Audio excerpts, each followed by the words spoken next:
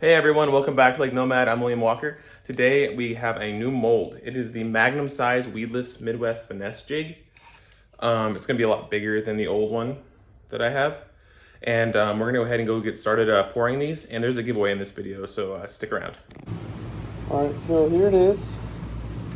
I went ahead and put in my 2-aught hook. That's all I have right now. I didn't read enough. I thought it would fit everything, but I put them in and I noticed like these aren't lining up. These are going to be hidden.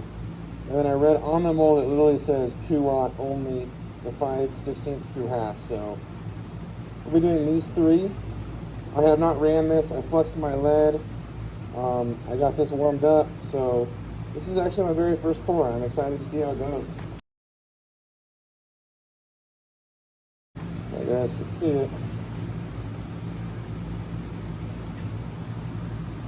We all look filled. Hey guys, I want to show you something really fast. An example of learning your mold a little bit. I'm going to go ahead and if I squeeze a little bit, I've been forgetting to do that with the clamp on too.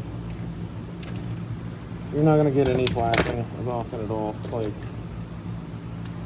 can see this one. Eyes clear. Well, it's just a knee issue. In case you were wondering.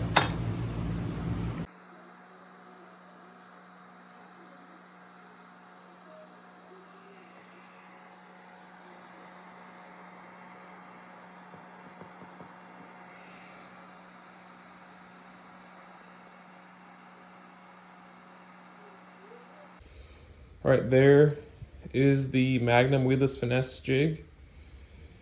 You can see there's a lot more clearance with this hook than there was on the 1-aught. So we're looking at the belly. That's a lot more penetration. It's awesome. I put a lot more in here. And here's the end product. All 4 sizes that we made in green pumpkin.